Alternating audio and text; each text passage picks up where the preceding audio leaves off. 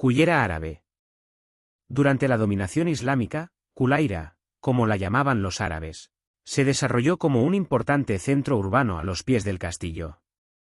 Los árabes construyeron el castillo, con sus torres, murallas y albacara, cuyos restos se pueden visitar siguiendo la ruta de la albacara del castillo. Además, extendieron el poblamiento por la vertiente sur de la montaña, rodeándolo y protegiéndolo con una muralla que discurre por debajo de la calle del mar. El barri del Pou es un claro ejemplo de esta expansión, con sus callejuelas estrechas y empinadas que recuerdan la configuración de las medinas islámicas. La empinada calle del Calvario, en el antiguo arrabal de Santa Ana, es la puerta de entrada al barrio del Pou, sobre el que se originó el antiguo asentamiento musulmán de Culaira, actual Cullera. Ruta de la albacara del castillo. La ruta se inicia desde la parte posterior del mercado, en la C/diagonal Calvario. Subiremos por el camino peatonal, camino blanco en zigzag, que conduce al castillo hasta la primera revuelta del Camino del Calvario. Al final de la primera revuelta veremos la Torre de la Reina Mora, S13, y en la explanada donde se ubica encontraremos un panel introductorio de inicio de la ruta. Pasaremos por delante de la puerta de la torre y de un cañón del siglo XVIII. Esta torre originalmente actuó como puerta de ingreso al segundo recinto fortificado de la albacara.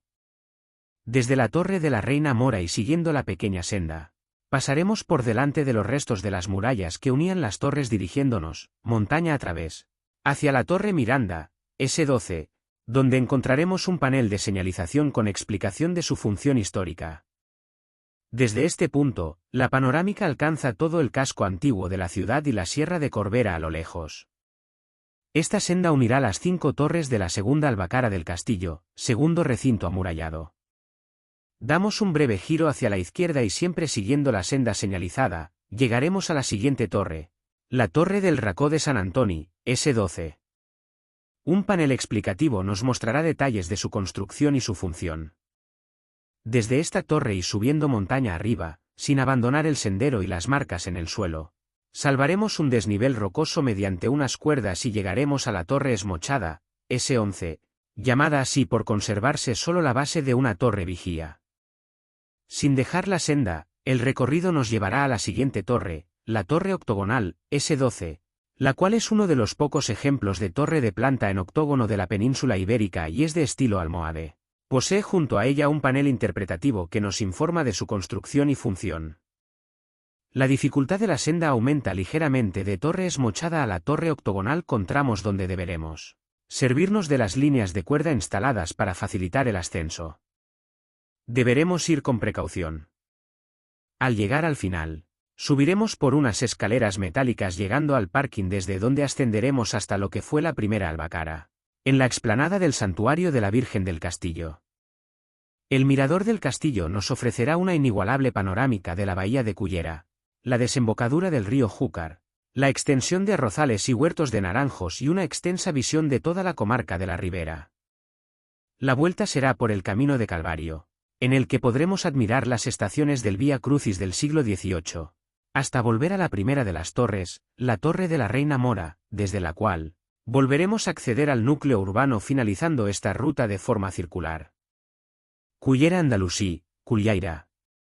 Sarcú al-Ándalus, tierras orientales de Al-Ándalus, que geográficamente incluía, aproximadamente, los territorios comprendidos entre el Cabo de Gata en Almería y la Marca Superior o Frontera Superior, que varió con el tiempo hasta quedar primero a la altura del río Cardener y la conca de Tremp, y después hasta la cuenca del Ebro, incluía, además, las Islas Baleares y Pitiusas.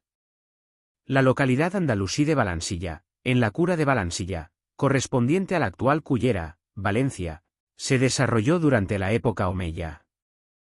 Tras la caída del califato cordobés, pasó a formar parte de la taifa de Balansilla y posteriormente de la taifa de Isbililla. Posteriormente, estuvo bajo el dominio de los reinos almorávide y almohade. La población estaba dominada por la alcazaba, ubicada en la cima de un cerro. Su construcción se remonta al menos a la época califal, con reformas posteriores de época almohade. También contaba con un albacar de época almohade, que conectaba la alcazaba con la medina.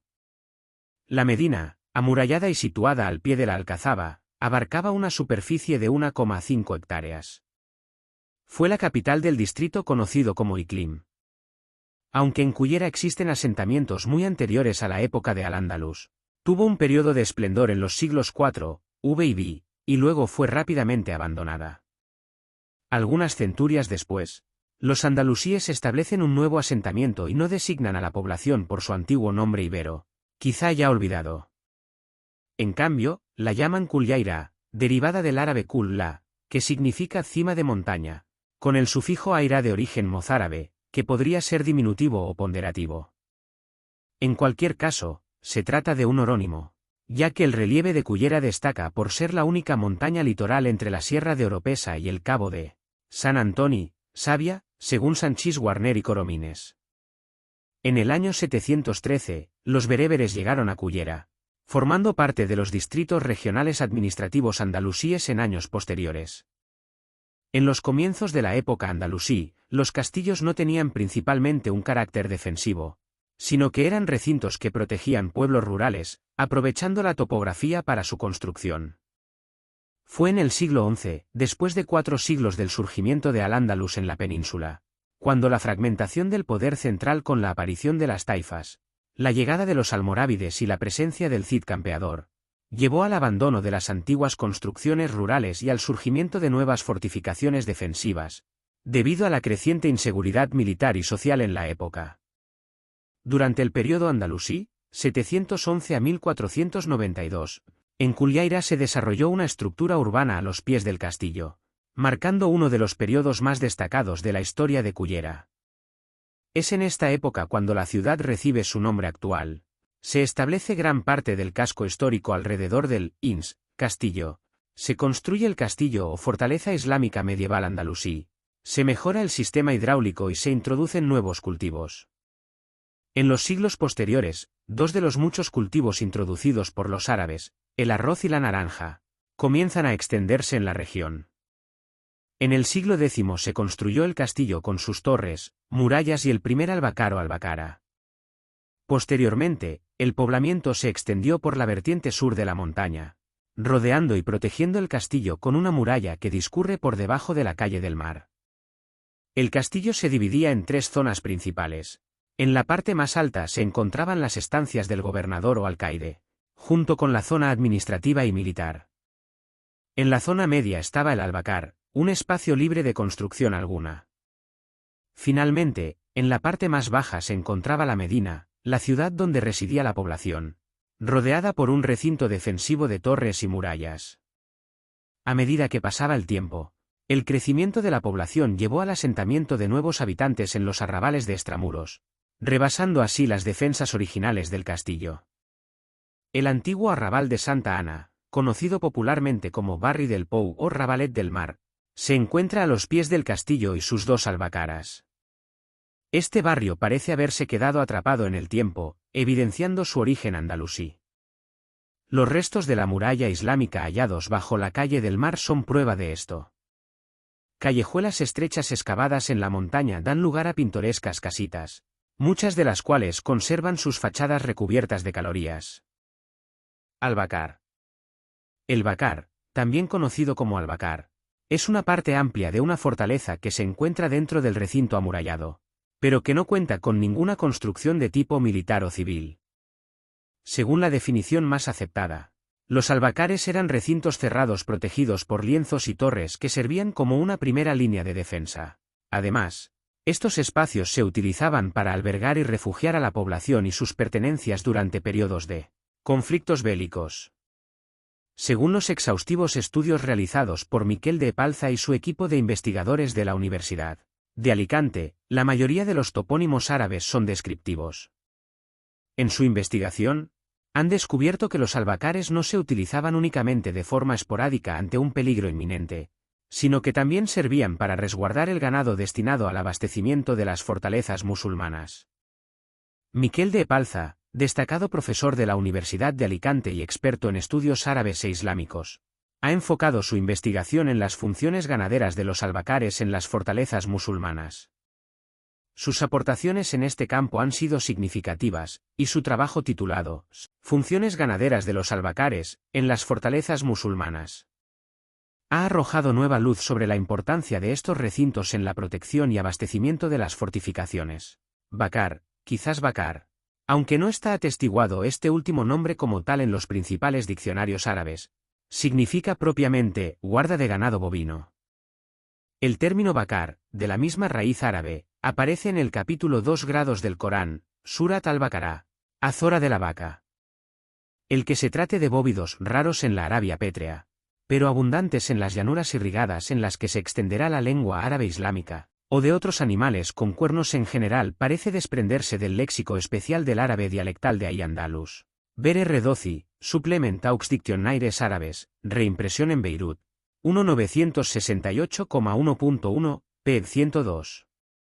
La forma nominal al-Bakar, tal y como se conserva en romance hispánico, más bien recuerda el nombre de oficio de la misma raíz, Bakar, ganadero, o que cuida del ganado, nombre que se aplica también a la constelación estelar del Boyero.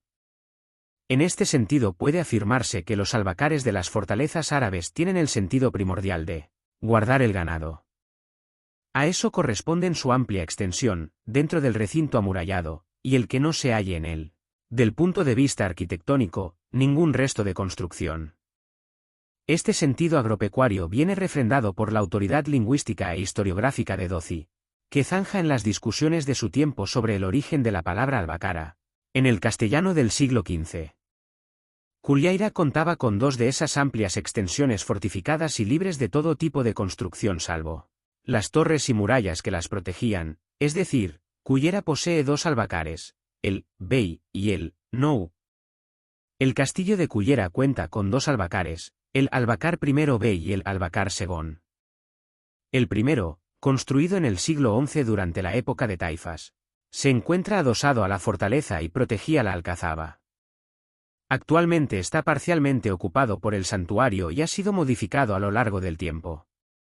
Por su parte, el albacar Segón fue construido más tarde, probablemente durante el período almohade a finales del siglo XII o principios del XIII. Este segundo albacar forma parte del conjunto fortificado del castillo islámico y cuenta con murallas y torres que rodean una superficie de aproximadamente 3,35 hectáreas. Ambos albacares forman parte de la historia y la arquitectura defensiva de Cullera, y actualmente se pueden visitar a través de una ruta senderística señalizada que recorre las torres rehabilitadas de la antigua fortificación. El castillo de Cullera cuenta con una muralla de más de 2 metros de espesor que unía las diferentes torres defensivas. En la actualidad se conocen 5 torres, que van de oeste a este en sentido horario: Torre Octogonal, Torre Desmochada, Torre del Racó, Torre Miranda y la Torre de la Reina Mora. La Torre de la Reina Mora, situada en la zona más alta del arrabal de Santa Ana antes de llegar a la cima de la montaña donde se encuentra el castillo, era la puerta fortificada del segundo albacar del castillo de Cullera. Se estima que su construcción tuvo lugar a finales del siglo XII o a principios del siglo XIII, en un periodo en el que la presión conquistadora de los feudales cristianos era evidente en el litoral mediterráneo, desde el Ebro al Segura, en lo que se denominaba el Sarkú al-Andalus. La torre tiene planta cuadrada y se compone de planta baja, piso superior y terraza.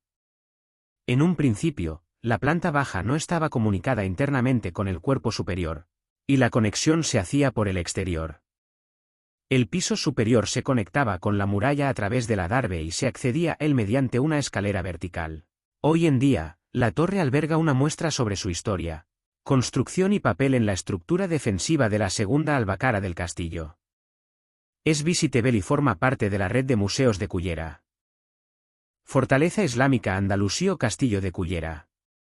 El Castillo de Cullera, declarado bien de interés cultural en 1983, se compone de dos recintos principales, la fortaleza o alcazaba, ubicada en la zona más elevada del conjunto defensivo, y los restos de las murallas que rodean el recinto.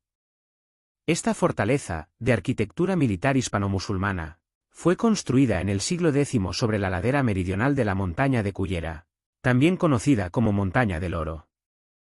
La elección de esta ubicación para la fortaleza se basó en criterios geoestratégicos, con el objetivo de controlar y defender la zona, el litoral de Cullera y, principalmente, la desembocadura del río Xúquer.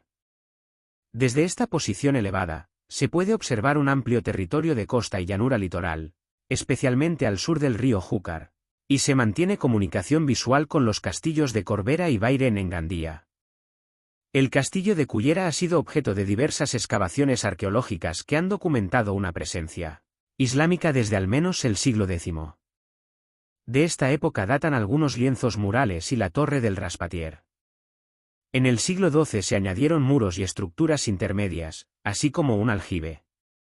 A finales de este siglo y principios del XIII se construyeron algunos muros de tapial y suelos de mortero de calorías. En el recinto superior se encuentra un patio que sirve como espacio central del castillo, alrededor del cual se distribuyen diversos elementos, destacando la torre celoquia o torre mayor. Esta torre alberga los aljibes, también de época califal. El resto del recinto conserva algunos elementos originales y ha sido objeto de numerosas reformas en épocas posteriores, entre las que destaca la sala gótica. En el lienzo meridional del centro del lienzo, se encuentra la torre del Respatier, también conocida como torre mixgera o rodona. Construida con mampostería y mortero de cal, tiene forma redonda y se cree que podría ser de origen islámico, del siglo X o incluso anterior. La torre conserva una altura de 12 metros y está construida con mampostería. En la sala de armas se conserva el arco de herradura que era la entrada original hasta el siglo XVIII. Desde esta sala se puede acceder a las dos torres más antiguas de la fortaleza, la torre de Cap de Altar y la torre del Respatier.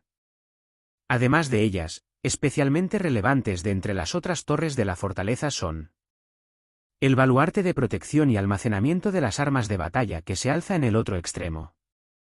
La torre blanca de planta cuadrangular adosada a la muralla islámica. La torre se levanta hasta los 16 metros de altura y posee una terraza almenada desde la que se divisaba y vigilaba toda la bahía de Cullera. Y la torre celoquia, a la que también se conoce como torre major, de sueca o roja, y está situada al NW del castillo.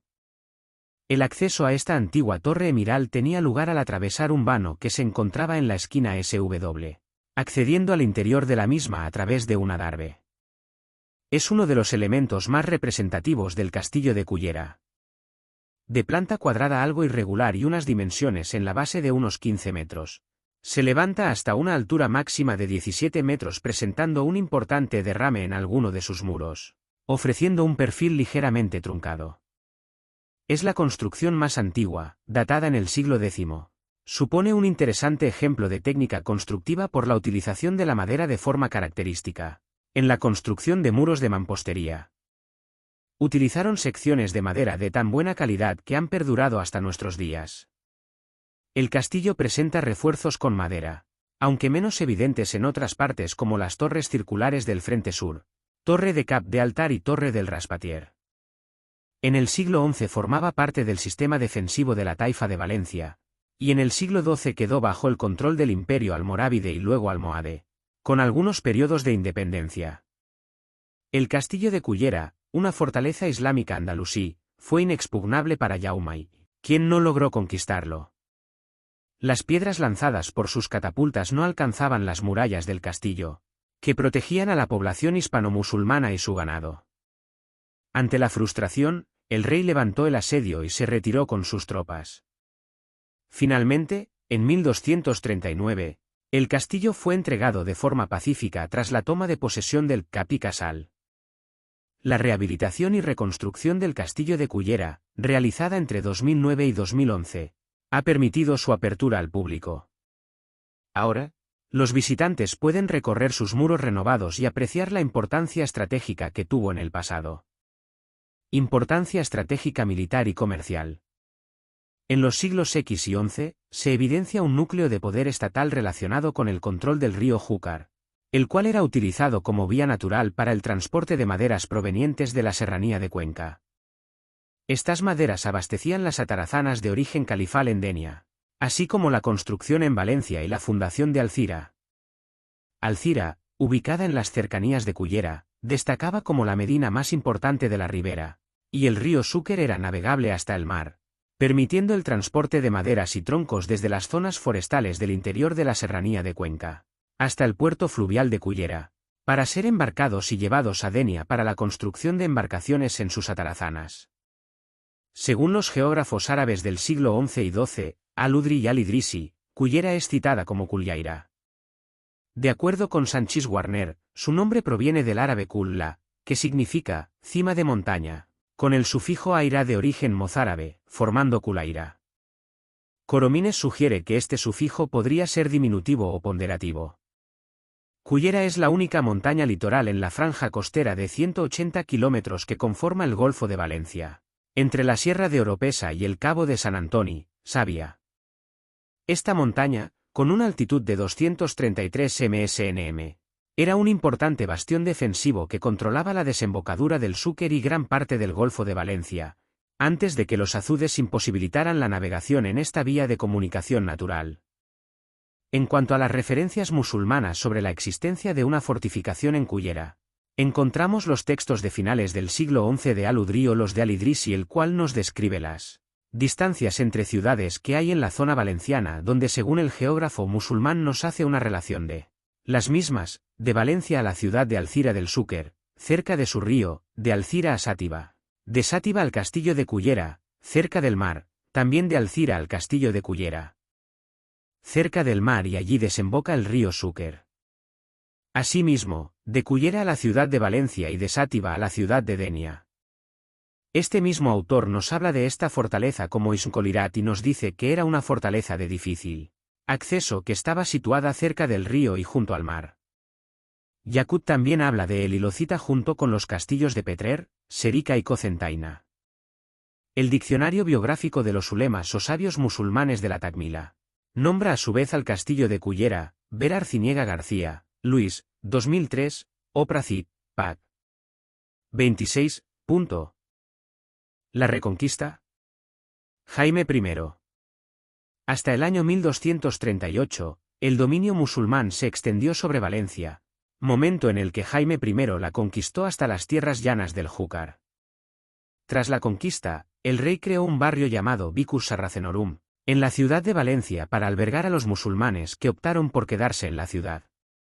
El propósito de este barrio era controlar a la población y evitar agresiones por parte de los cristianos, ya que el rey les permitió mantener su religión y sus costumbres.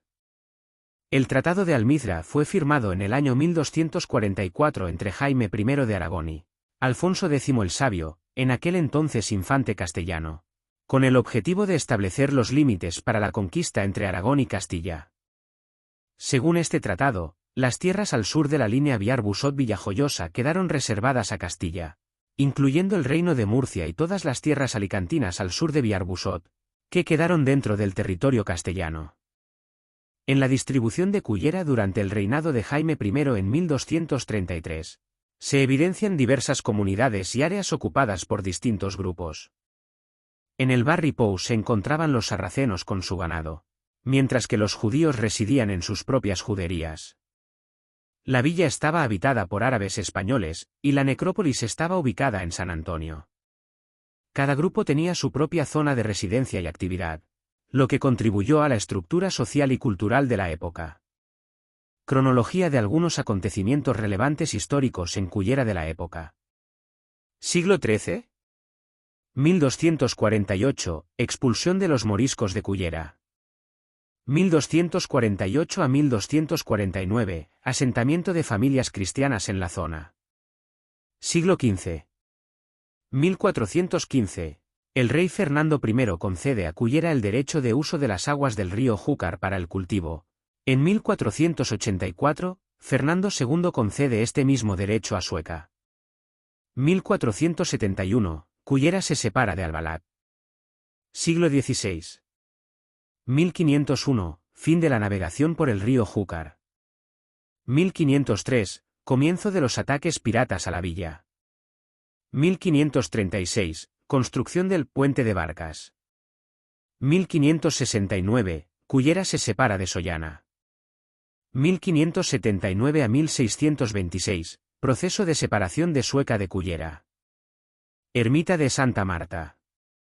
La ermita de Santa Marta, de origen del siglo XIV, Se encuentra en la montaña de Cullera, en uno de los parajes más hermosos de la zona.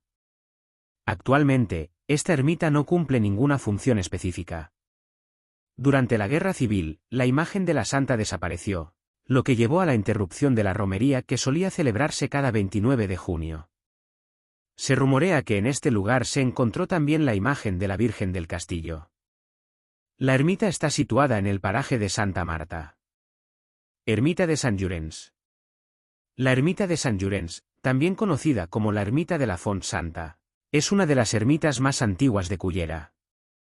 En ella apareció el cuerpo de San Vicente Mártir, de ahí que se la conociera como la Fuente Santa. En su interior hay un maravilloso retablo churrigueresco.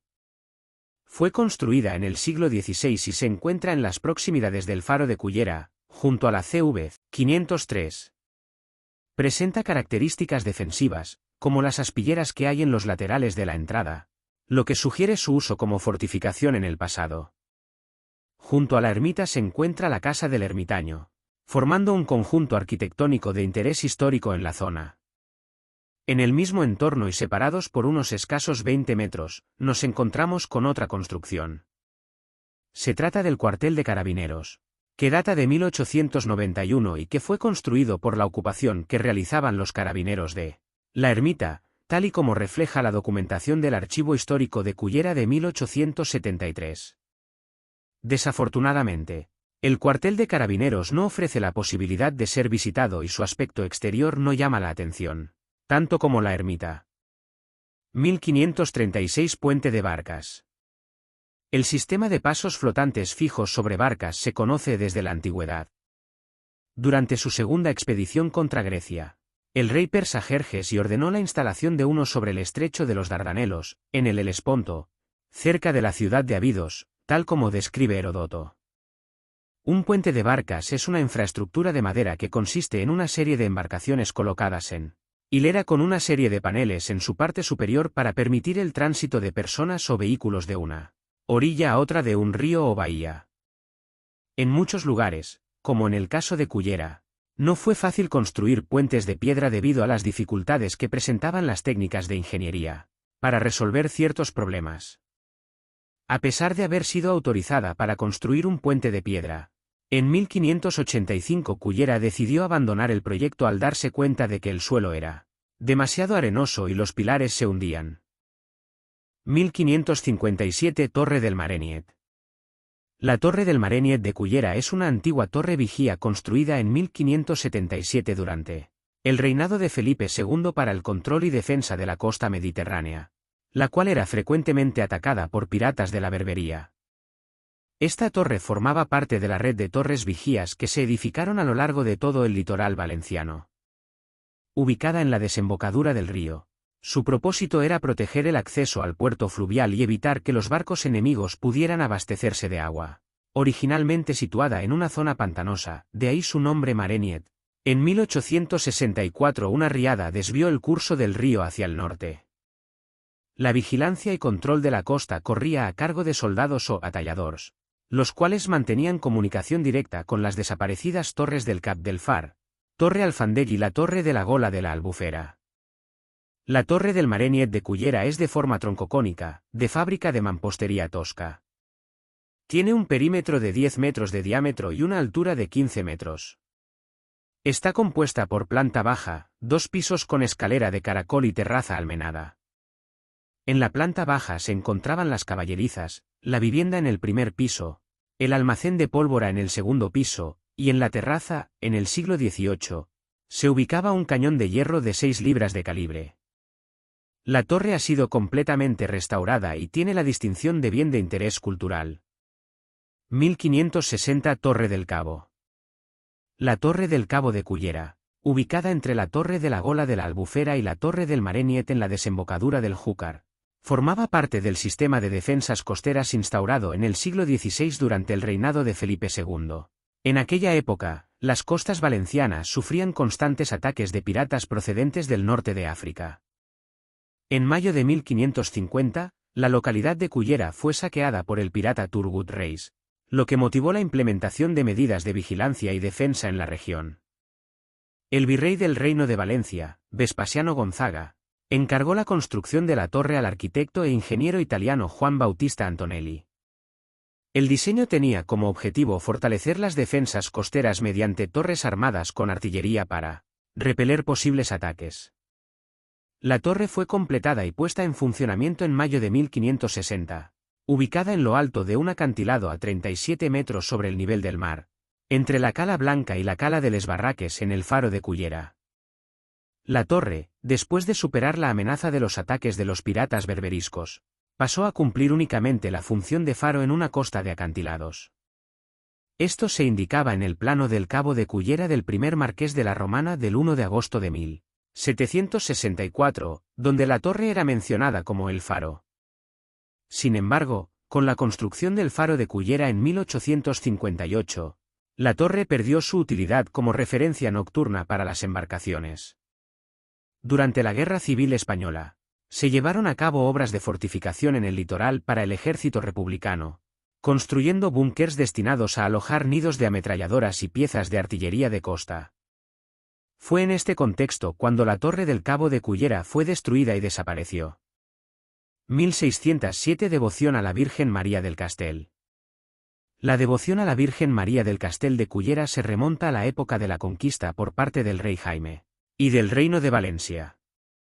Tanto el propio Castell de Cullera como la iglesia de los Santos Juanes de la Villa, que pertenecen a la Orden de San Juan del Hospital, son espacios emblemáticos donde se ha venerado a la Virgen María.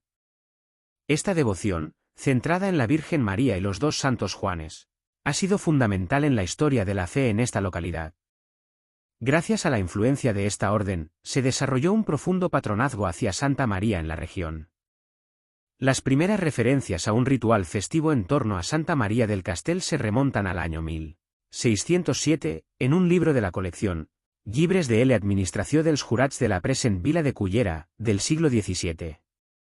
En este libro se mencionan actividades como la muntada, pujar, a la procesó, en el castillo en el día de Nostra Senyora de March. Esto marca el inicio de una celebración festiva y ritual, aunque distinta a la actual. En aquel entonces, la fiesta se celebraba el 25 de marzo en el castillo, donde la imagen de la Virgen María era venerada. Según León Segarra, antiguamente se llevaba a cabo una festividad anual en el castillo el día de la Encarnación, aunque de manera más modesta que en años posteriores. Esta documentación nos muestra el origen de la celebración festiva y su localización tanto espacial como temporal. Inicialmente, la imagen de la Virgen María estaba vinculada al topónimo Castro Collaire, y se la conocía como Beate Mariae Cullarie. Con el tiempo, la festividad comenzó a ser conocida como Nostra Senyora de March o Nostra Senyora del Castell, para posteriormente adoptar la advocación de Nostra Senyora de la Encarnació. Es decir, primero se veneraba la imagen de la Virgen María y luego se le atribuía una advocación específica. 1612 Convento de Ermitaños de San Agustín, Hospital. El icónico edificio del Hospital de Cullera tuvo sus inicios como convento de la Orden de los Padres Agustinos, con la fundación de la Purísima Sangre de Cristo en 1612. Este convento se construyó junto a la ermita ya existente desde tiempo inmemorial. Durante más de 2 siglos, la Orden Agustina se encargó de la gestión y administración del edificio, en colaboración con el ayuntamiento de la ciudad. En 1835, debido a la desamortización de Mendizábal, el convento fue cerrado y abandonado por los padres agustinos expulsados. Los edificios fueron vendidos en subasta pública, y el edificio del convento fue adquirido por de Antonio Pedrós Crespo. Durante la pandemia de 1865, el convento fue utilizado como hospital debido a su ubicación favorable, con tierras de cultivo y huertos hacia el río Júcar que ofrecían un aire más saludable y beneficioso. En esa época, la carretera no existía y todo el tráfico circulaba por la calle Valencia hasta que fue abierta en los años 1920. En un principio, se consideró utilizar el amplio edificio del cuartel de caballería, ubicado frente al río y cerca del puerto, actual Rambla de San Isidro, como hospital. Se llegó a elaborar un proyecto y planos con esta idea en mente. Sin embargo, debido a que se encontraba dentro de la villa y su entorno no era apropiado para tal propósito, se descartó la idea. En 1870, durante una sesión ordinaria del ayuntamiento, se propuso al propietario, de Antonio Pedros Crespo, la permuta del edificio del ex-convento por el edificio del cuartel de caballería. Finalmente, el ayuntamiento adquirió la propiedad del antiguo convento con la intención de destinarlo a hospital municipal y asilo de ancianos. En 1882, durante una reunión municipal presidida por el alcalde de José Cabrera Pastor, se formó una comisión encargada de supervisar las obras de reforma en el ex-convento de Agustinos, que se convertiría en el nuevo hospital de la villa. La comisión expresó su preocupación por la desaparición del antiguo claustro, un elemento artístico e histórico que debía preservarse en su estado original. Para resolver el problema de las dependencias que debían eliminarse, la comisión propuso adquirir las casas colindantes en la calle Valencia. Esta decisión permitiría adecuar las dependencias necesarias. Además, se planificó destinar parte del espacio a una escuela de párvulos bajo la dirección de las Hijas de la Caridad, lo cual beneficiaría al barrio de San Agustín al proporcionar una escuela donde antes no existía. Aunque posteriormente no se mantuvo la sensibilidad hacia el claustro, en ese momento se tomaron medidas para preservar su valor histórico y artístico. En 1882, se aprobó el proyecto para construir el Hospital Civil de Caridad en Cullera. El constructor José Nebot Lara ganó la obra en una subasta pública por 52.090 pesetas. El proyecto se basó en la memoria y el diseño del arquitecto de Luis Ferreres, con condiciones económicas establecidas por el ayuntamiento. Durante el derribo de la distribución interior, se vendieron materiales resultantes, como 3 puertas de acceso a la calle, rejas y balcones de hierro forjado. La subasta recaudó un total de 365 pesetas, con los mayores contribuyentes de la villa como postores. Además, se trasladaron 4 monjas que ya ejercían como enfermeras en el antiguo hospital frente a la iglesia de los SSJJ desde 1870. En junio de 1883, se completaron las obras del hospital con un costo total de 58.961 pesetas. Durante el mismo mes, se designaron madrinas para 2 nuevas campanas. Anteriormente solo había una campana mediana. Las esposas de Carlos Martí de Beses, diputado provincial de este distrito, y de Lorenzo Borja, administrador del hospital, fueron nombradas madrinas, de Juana Diego Palomares y de Josefa Inés Llopis Sapiña. Tras la inauguración, el hospital estableció una escuela de párvulos dirigida por las hermanas, así como una escuela nocturna gratuita para adultos, subvencionada por la corporación municipal.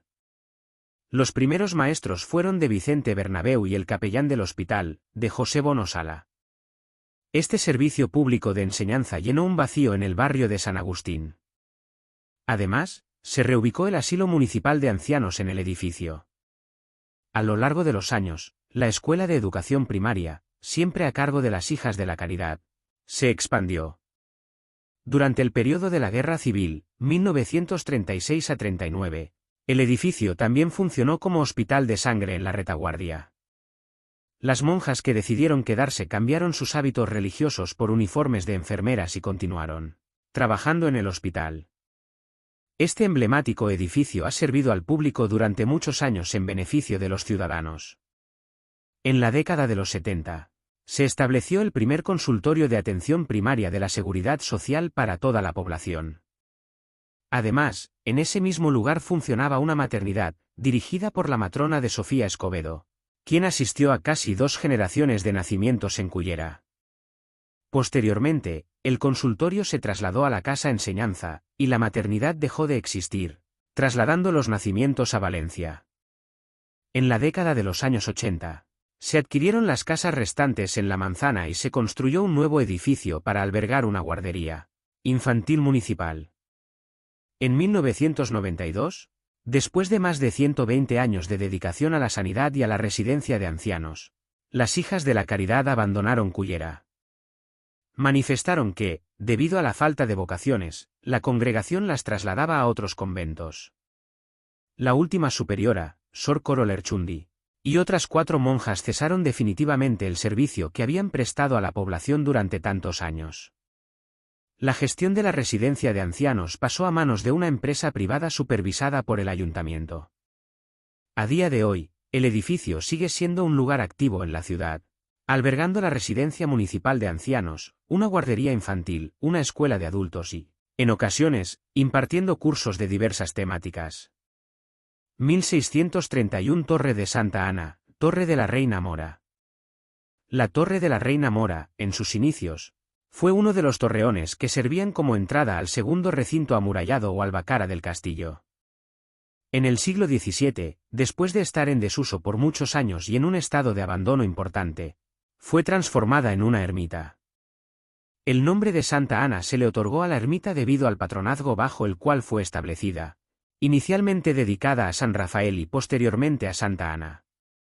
En esencia se trata de una torre de tapial de tierra, de 2 pisos, de planta cuadrada y remate almenado.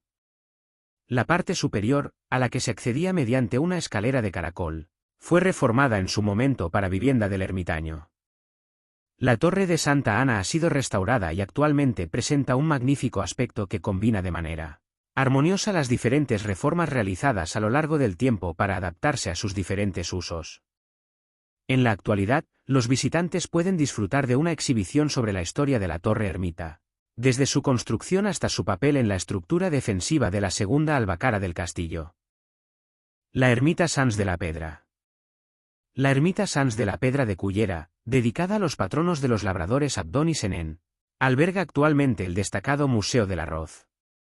Construida originalmente en el siglo XIII y ampliada en el siglo XVII, se encuentra en una colina rodeada de campos de arroz. En esta colina se halla también el mirador Sans de la Pedra. La ermita original era un edificio alargado con una cubierta de 2 aguas y suelo empedrado, que con el tiempo se unió a la ermita moderna convirtiendo la zona más antigua en la vivienda del ermitaño. Tras una completa restauración, la ermita se ha transformado en un espacio museístico que muestra el origen y el proceso tradicional e histórico del cultivo del arroz, un producto de gran importancia en la región valenciana. 1692 Iglesia de los Santos Juanes. Tras la conquista cristiana, Jaume I supervisó la construcción de este templo, marcando un cambio significativo en la orientación sociológica, económica y religiosa. El cristianismo reemplazó al islamismo, y las iglesias tomaron el lugar de las mezquitas. La actual iglesia dedicada a los Santos Juanes, construida en 1692, se erige sobre los cimientos o restos de una estructura anterior que data de los siglos XIII y XIV. Recientes excavaciones arqueológicas han revelado que, a pesar de su apariencia medieval, el campanario se construyó en el siglo XVI. También en esa época se añadió el escudo de la corona de Aragón en la parte superior de la torre, que se alza sobre un antiguo cementerio parroquial del siglo XIV. En el centro de la plaza, se encuentra una réplica de una estela funeraria decorada con la Cruz de Malta, descubierta durante estas excavaciones. La iglesia de los Santos Juanes, ubicada en Cullera, es la única parroquia de la ciudad desde 1248 hasta 1953. El templo, de una sola nave, recibe su nombre en honor a los 2 santos que presiden el altar, Juan el Bautista y Juan el Evangelista. En su interior, destacan varios elementos interesantes.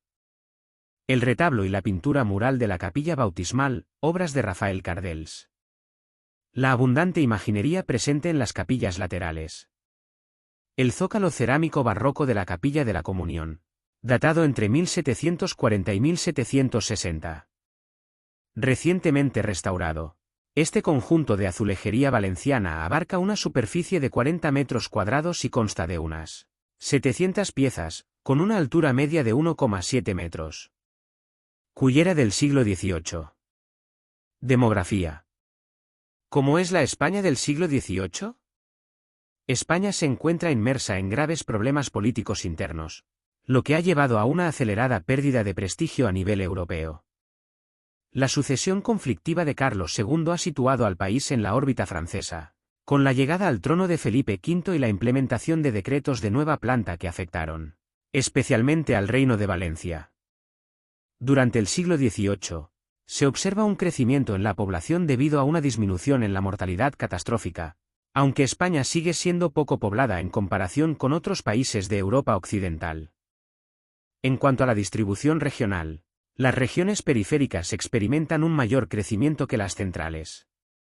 La economía del país en el siglo XVIII sigue los patrones del antiguo régimen, con una gran parte de la renta nacional proveniente aún de la agricultura. La situación señorial persiste en muchas partes de España, con iniciativas para abordar la injusta distribución de la propiedad agraria que no logran resolver completamente el problema. En algunos casos, las rentas se convertían en inversiones productivas, destinadas a la mejora de las explotaciones agrarias y a las actividades comerciales, pero solo en algunos casos sucedía esto.